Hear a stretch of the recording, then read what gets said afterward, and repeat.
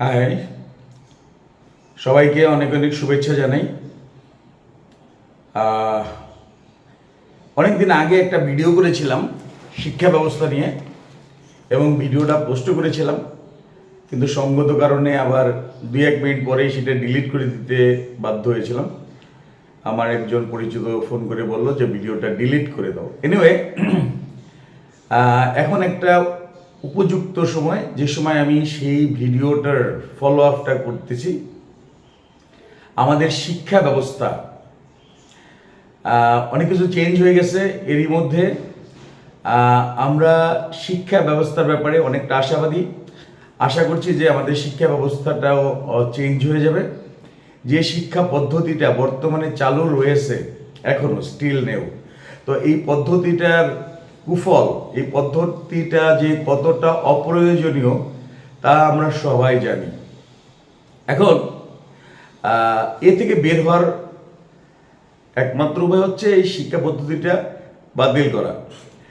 আমি 99% না 100% আশাবাদী যে এই পদ্ধতিটা অচিরেই পরিবর্তন হয়ে যাবে।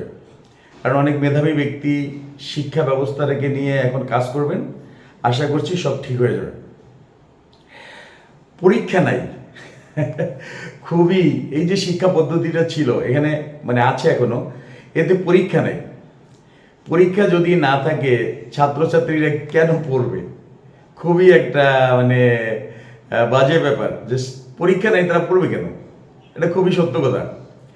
এখন যাদের বয়স 9, 10, 11, 12, 13, এই যে বয়সটা কিন্তু চঞ্চলতার বয়স, এই বয়সটা দুষ্টামি করার বয়স। এই বয়সে যদি তারা ব্যস্ত না থাকে, লেখাপড়ার যদি টেবিলে বসতে তাদের না হয়, তাহলে তারা কি করবে?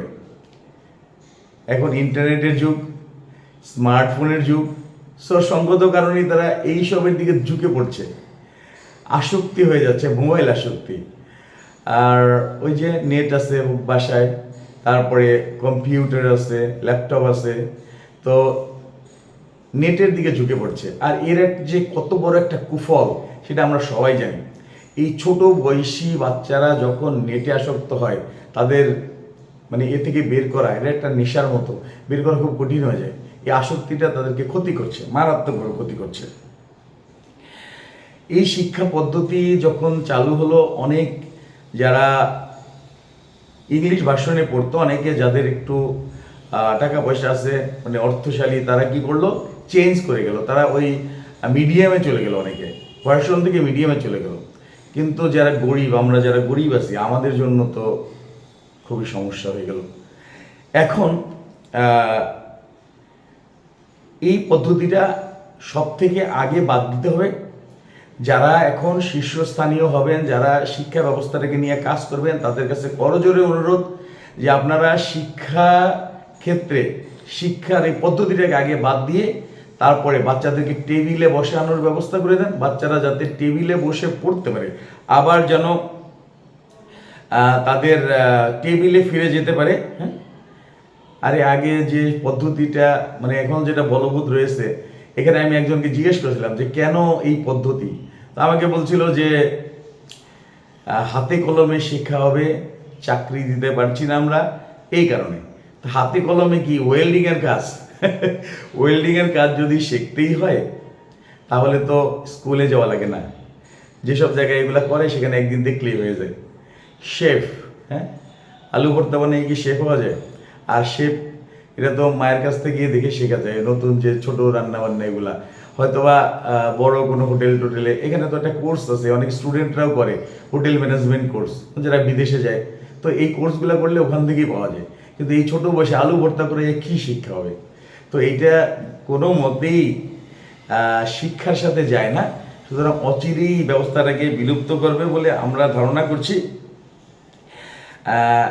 আমার এখানে মাঝে মাঝে অনার্স পড়া অনেক ছাত্রছাত্রীকে দেখি, অনার্স পাস করছে ইংলিশে, সাবজেক্ট হচ্ছে ইংলিশ, অনার্স পড়ে বা ইংলিশ অনার্স পাস করছে, তারা অনেক সময় দেখি যে একটা সেন্টেন্স, একটা লাইন সুন্দর করে ইংলিশ লিখতে পারে না। আবার সেন্ট জোসেফ প্রিপারেটরি, তারপরে মোহাম্মদপুর মডেল, রেসিডেন্সিয়াল মডেল, এইখানে যে স্কুলগুলো আছে, ওয়াইডব্লিউসিএ, এই বাচ্চাগুলো, মানে আমি মোহাম্মদপুর এলাকার কথা বলছি, এর বাইরেও যদি কোনো ভালো স্কুল থাকে, আমি সরি যে আমি তাদের নাম নিতে পারিনি। সো এই স্কুলগুলোকে আমি দেখেছি যে এই স্কুলের বাচ্চারা তারা কিন্তু খুব সুন্দর করে ইংলিশ বলতে পারে, মানে নর্মাল যে ইংলিশটা তারা সবাই ভালো পারে। এবং অনেক সময় দেখেছি যে একজন অনার্স পড়া স্টুডেন্টের থেকে একটা 3-4-এ পড়া স্টুডেন্ট, 2-এ পড়া একটা স্টুডেন্ট, সে অনেক ভালো ইংরেজি বলে, অনেক ভালো ইংরেজিতে দক্ষতা আছে তার। এটা কেন হচ্ছে? এ থেকে বের হওয়ার উপায়টা কি? শিক্ষা ব্যবস্থাকে ঢেলে সাজাতে হবে। সব থেকে ইম্পর্টেন্ট হচ্ছে শিক্ষা। শিক্ষা জাতির মেরুদণ্ড, এই কথাটা সবাই জানি।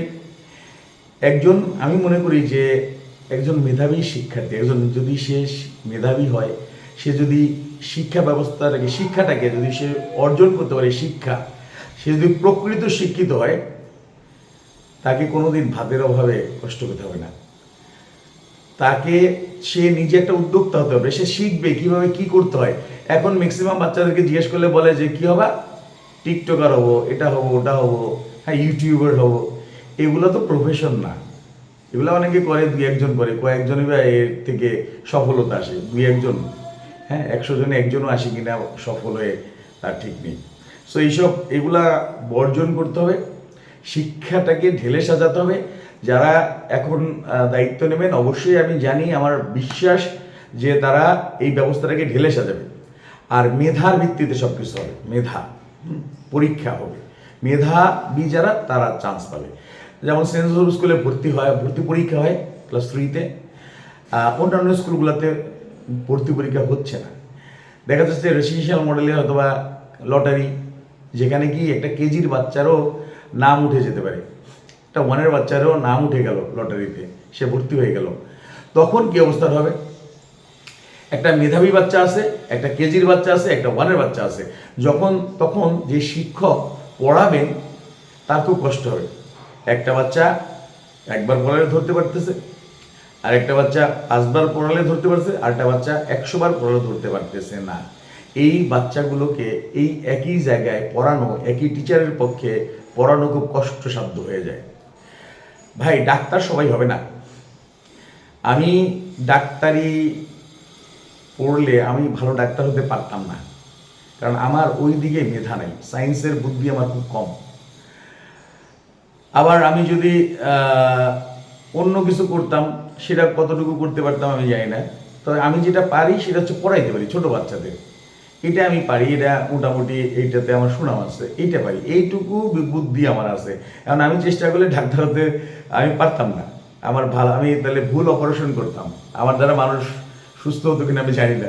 সুতরাং যার যে বুদ্ধি, যার যে জ্ঞান, যার যে মেধা, তার সেখানেই থাকা উচিত। সবাইকে দিয়ে ডাক্তার বানানো সম্ভব না, সবাই ডাক্তার হতে পারে না, এই জন্য মেধা দরকার। তো ভালো একটা প্রফেশনে যেতে হলে তার মেধাবী হতে হবে, আমাদের মতো মানুষ এটা পারবে না। সুতরাং সবার কাছে অনুরোধ, যারা শীর্ষস্থানীয় যাবেন, আপনারা শিক্ষা ব্যবস্থাটাকে ঢেলে সাজান, বাচ্চাদেরকে মেধাবী করেন, এটাই চাওয়া। আর সব থেকে প্রথমে এই দিকটাকে নজর দিন। ধন্যবাদ।